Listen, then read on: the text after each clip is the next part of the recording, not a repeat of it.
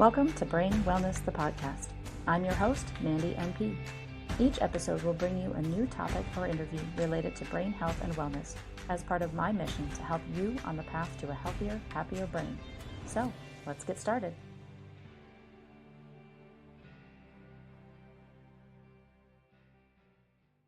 Hello, everyone, and welcome back to another episode of Brain Wellness, the podcast. My guest today is Dr. Barry Herman. Dr. Herman is a dual board-certified psychiatrist, adult and child and adolescent, and accomplished physician executive whose career bridges clinical practice, healthcare leadership, and digital innovation. He currently serves as Chief Medical Officer of Mentavi Health, the parent company of ADHD Online, where he oversees clinical quality, peer review, and the development of scalable digital behavioral health programs, including in mental wellness coaching and metabolic mental health. Dr. Herman received his MD from Tufts University School of Medicine, completed his training in child and adolescent psychiatry at Stanford University, and earned a Master of Medical Management degree from Tulane University. He is the author of over 100 scientific articles and abstracts addressing diverse topics in behavioral health and psychiatry.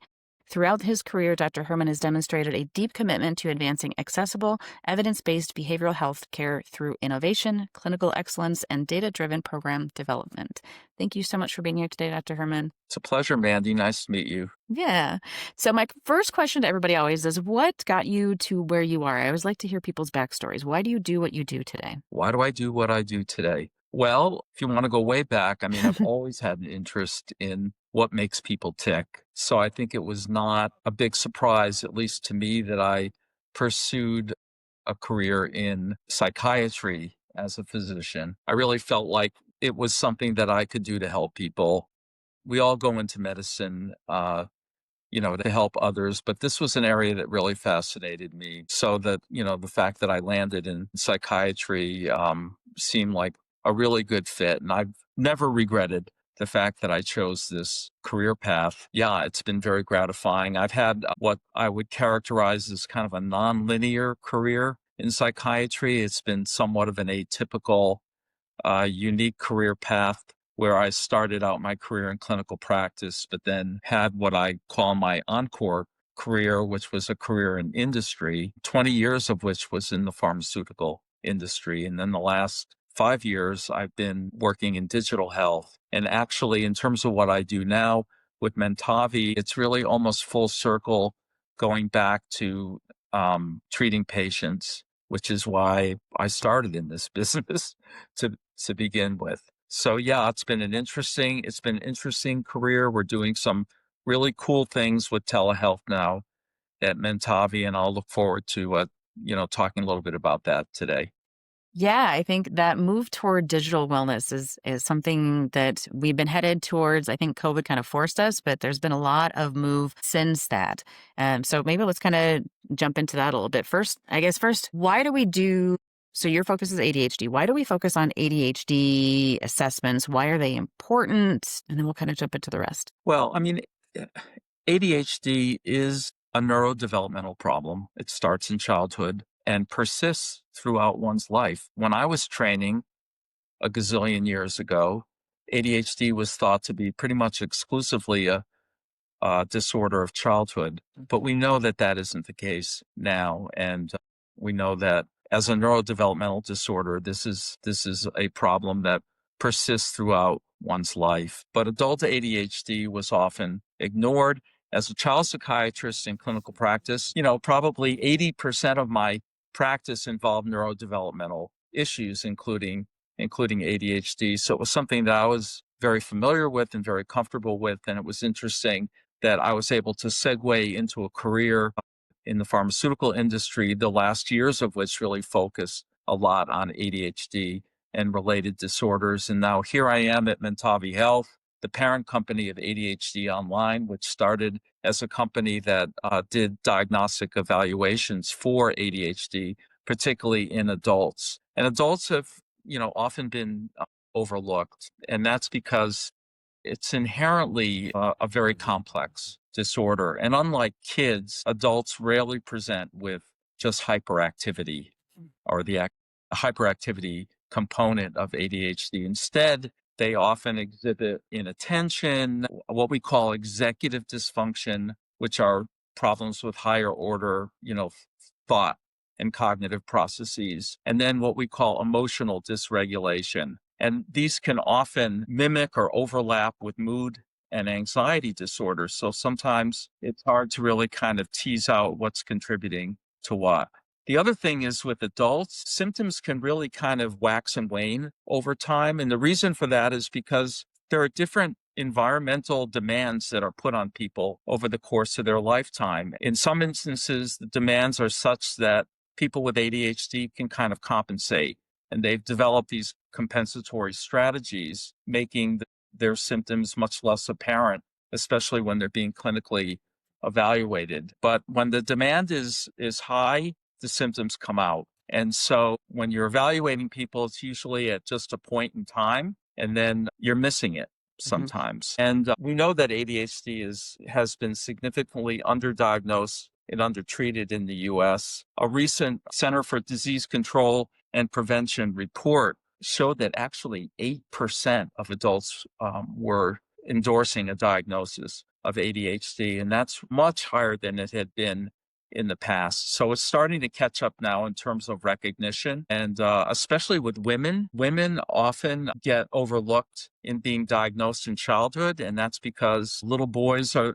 with the behavioral problems with hyperactivity and disruptive behaviors are the ones that are singled out in school, and the girls that are sitting there daydreaming, but they're not causing behavioral disturbance, they're getting overlooked and they're not getting diagnosed. And they're carrying those issues into adulthood. And so now there's been a big focus on women with ADHD and especially ADHD across the lifespan and how it differs and can be sometimes influenced by hormonal changes over the course of one's life. But we're starting to catch up now in diagnosing women. And our diagnostic evaluation at Mentavi, which I'll talk a little bit more, interestingly has been diagnosing women and men at equal rates. So we think that's because we've kind of taken the implicit bias of diagnosis out of the equation because we don't use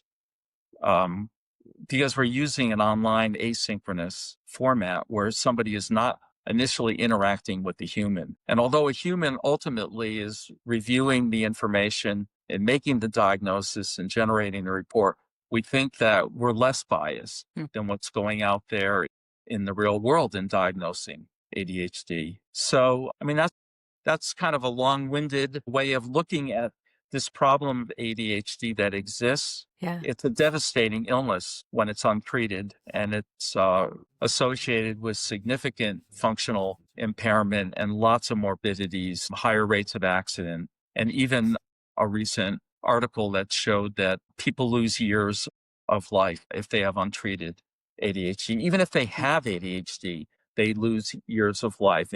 And women more so than men. I think women on average lose 7 years of life if they have a diagnosis of ADHD. So it's not a trivial problem. So a couple questions raised for me on that one. So I see patients after TBI mostly in my practice now, which many of them end up having a lot of the symptoms that you would describe. Yeah. So we end up getting dual diagnoses, and maybe we're sending them off to get neuropsychological evaluations to see if they can get a diagnosis of ADHD. But other than that, do you think some of these adults, most of them had symptoms throughout and just didn't get diagnosed, or are there other reasons that they might trigger it in adulthood? No, I think that they've had it since childhood, and I think it can get masked in lots of different ways. Certainly, kids with higher intellectual functioning can often mask their symptoms, but they're never going to reach the level of true potential, if you will, if they have ADHD, and especially if it's untreated. Also, in lots of families and households, there's a lot of structure that is provided, what's called scaffolding, that helps to mask the symptoms of ADHD. Usually when it really becomes a problem is when kids leave home for college, and then all of a sudden they're on their own and they're having all these increased demands put on them that formerly they were able to kind of manage, and then it becomes unmanageable. And this is a disorder that just persists throughout, throughout the life cycle. For adults that are missed being diagnosed in childhood, if you go back and you look very carefully, at their history. It was there. They just didn't know it. They didn't recognize it. Nobody else recognized it, and they just escaped being diagnosed. And by the way, women in general are diagnosed 5 years later than men if they have the disorder. And so that bias is still out there in the world of, mental health diagnosis and treatment. And then the other question that kind of raised from that is we hear a lot of people saying, oh, I think I have ADHD or I've had ADHD all along. And it seems to be more common now than it used to be. Do you think it's actually rising, or are we actually just identifying it better now? Well, I think it's the latter, but because of the latter, I think the prevalence of rates of ADHD in adults especially is going up. But I think that is primarily due to better understanding and recognition of disorder. Like I said, even during the time that I trained in psychiatry, ADHD was thought to be a disorder of childhood. Adults just didn't have it. Kids outgrew it, and it just wasn't there in adults. And now we know that isn't the case at all. And just by definition, a neurodevelopmental disorder, this doesn't go away. It's with you for the rest of your life. So how did we get rid of that belief or how do we get rid of the belief that it goes away or kids grow out of it? Yeah. I think there's still some people to think that. There's been so much more research now and knowledge about ADHD. It's become less stigmatized than it used to be. It used to kind of live in the shadows, and just like all mental health conditions, but it's become much less stigmatized now. And there's, like I said, more understanding of it. I think the other thing just to be aware of is that there's also a lot of misinformation about ADHD, especially out there on the internet. So it's really important to be able to parse, misinformation from accurate information. And that's true of lots of different mental health conditions as well. And that's why it's always important to be able to get help from a mental health professional who has expertise in diagnosing and treating ADHD and other co-occurring disorders. Yeah. So now, can you tell a little bit more about how the Mentavi diagnostic evaluation works and maybe how it kind of compares to the traditional tools that many people might be used to? Right. Well, I think let's start out by just setting the stage for why we decided to do that, the study that we did. A recent CDC report showed that 46% of adults with ADHD were using telehealth at least once. That's a high percentage of people out there that are using telehealth. And interestingly, nobody has ever studied the validity of diagnosing ADHD online, especially asynchronously like we do with our Mentavi diagnostic evaluation. And there was a perception that it was very easy to get a diagnosis of ADHD online and that people were being overprescribed psychostimulant medicines inappropriately. So we decided that we wanted to back what we're doing with scientific evidence. We had enough faith and trust in the diagnostic evaluation that we developed, which is a dynamically modeled evaluation, and it's unique for every patient who goes through our diagnostic platform. It takes about 60 to 120 minutes to do, so 1 to 2 hours, depending on how many questions end up getting answered. It's dynamically modeled so that every question is predicated by the previous response to a question. And people can do it online on their own time, 24/7. They can stop if they get tired or distracted and come back to it. They don't have to interact with anyone in order to do it. And we think that actually could be an advantage and make it more likely that somebody is more honest, with their responses. Ultimately, theoretically, someone could answer 600 questions on our assessment, but nobody does because, as I said, the questions are all predicated by the previous response. And the assessment itself is made up of a series of validated rating scales and also questions, some free text questions that are aligned with the DSM-5 criteria for diagnosing ADHD, the DSM being the Diagnostic and Statistical Manual of Mental Disorders that's developed by the American Psychiatric Association. It's kind of called the Bible of mental health conditions, but it lays out the criteria for all diagnoses. ultimately, after somebody fills out our diagnostic evaluation, this is then reviewed by a doctoral level clinical psychologist who renders a diagnosis and then issues a report. So we felt comfortable. We had spent many years enhancing the diagnostic evaluation over time, and we decided we wanted to actually test the validity and reliability of what we were doing. So we set out to conduct a clinical trial, which we did we started about a year and a half ago. And the way the trial worked is we compared our diagnostic evaluation, our online asynchronous diagnostic evaluation, with the current standard of care for diagnosing ADHD, which is a clinical interview. There are currently no biomarkers for diagnosing ADHD, certainly no accessible biomarkers, meaning there's not a blood test, there's not a neuroimaging study, there's not a genetic test. There are no specific scales, rating scales or psychometric evaluations that are going to definitively diagnose ADHD. It comes down to clinical judgment and the clinical interview. So we decided we were going to compare what's going on in the real world right now in terms of diagnosing ADHD in adults with our diagnostic evaluation. And the results were really quite encouraging. We found a high level of accuracy comparing our diagnostic evaluation to the clinical interview. We had a sensitivity of over 80%, which is good in a study like this. Our positive predictive value was 95%. We actually showed much lower false positive diagnoses of ADHD than the clinical interview. We only had 12% false positives compared to almost 50% in using the clinical interview.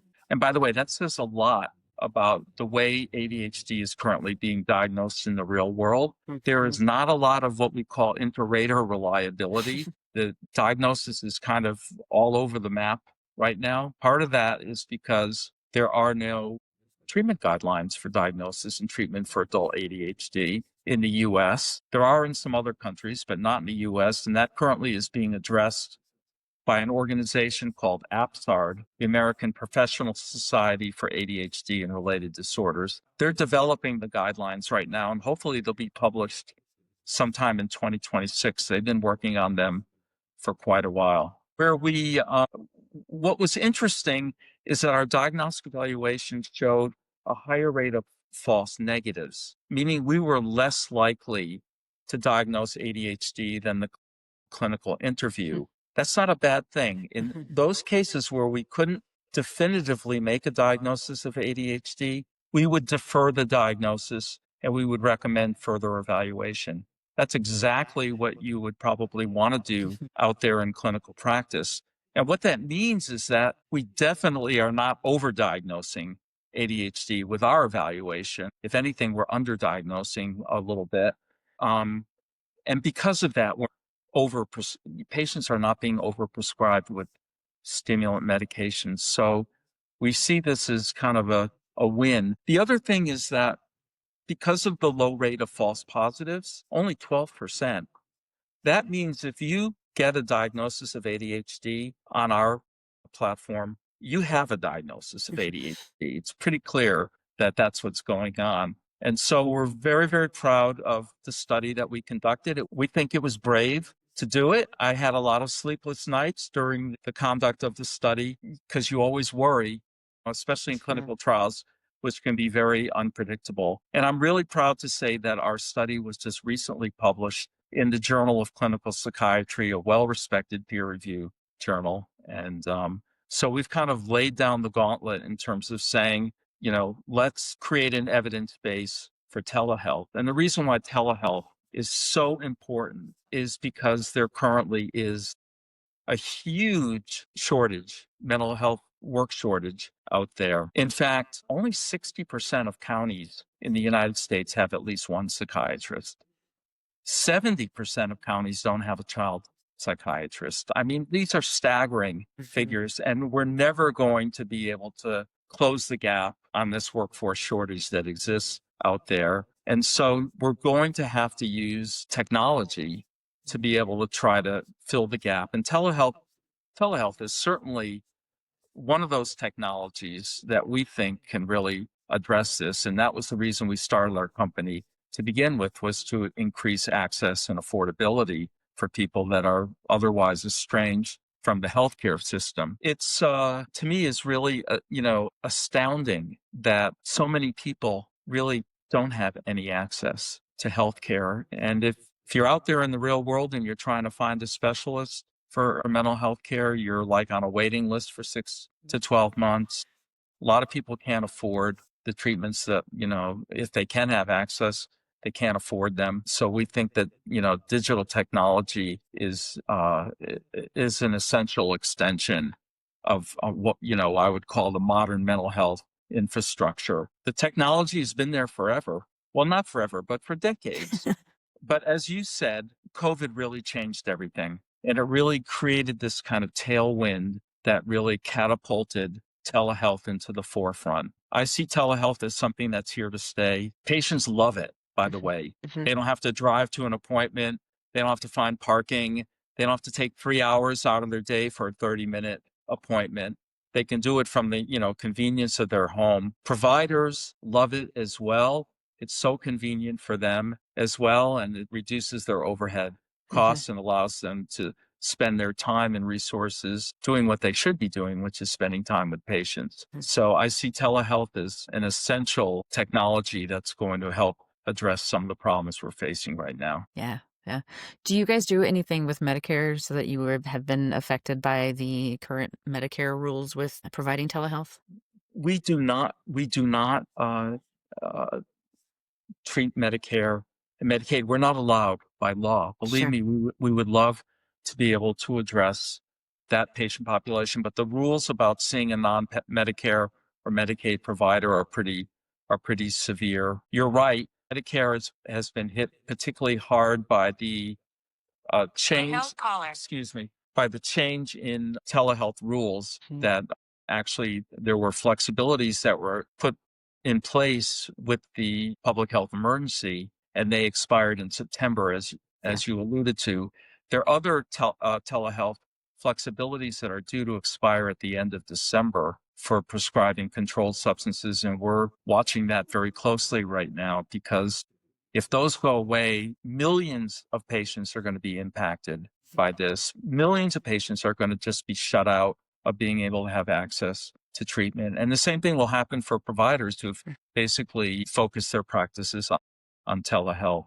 So we're just waiting to hear from the DEA, who are in control of the rules around telehealth prescribing. And we're hoping that there will be at least an extension of the flexibilities for now until these rules get modernized and more updated than they had been. Yeah. Looking at kind of the process of getting through that diagnostic assessment, what does it look like on the patient side? It's pretty easy. I mean, honestly, it's Mentavi.com or ADHDonline.com. We're the parent company of ADHD Online, which was the original company.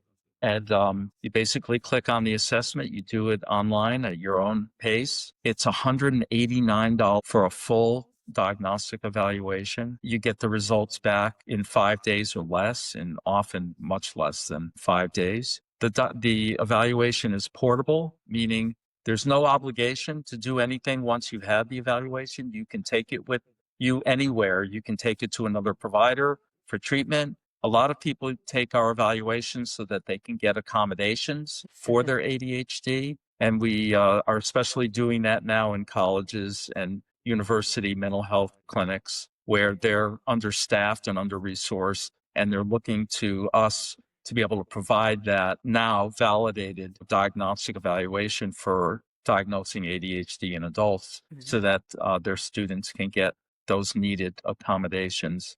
So yeah, honestly, it's really simple. We think it's really affordable. We challenge anybody to be able to go out there in the real world and get a comprehensive diagnostic evaluation for $189. We know that still, for many is tough in terms of out-of-pocket costs, but they can, and in many cases are able to bill their insurance company. And in many cases, it will get reimbursed. And you can always use your HSAs and your FSAs to pay for it. So, I mean, this was our mission at Mentavi. We really wanted to make mental health diagnosis and treatment accessible to anyone, anywhere. Although, our diagnostic evaluation is portable, about 40% of patients who take our diagnostic evaluation end up getting treated on our platform.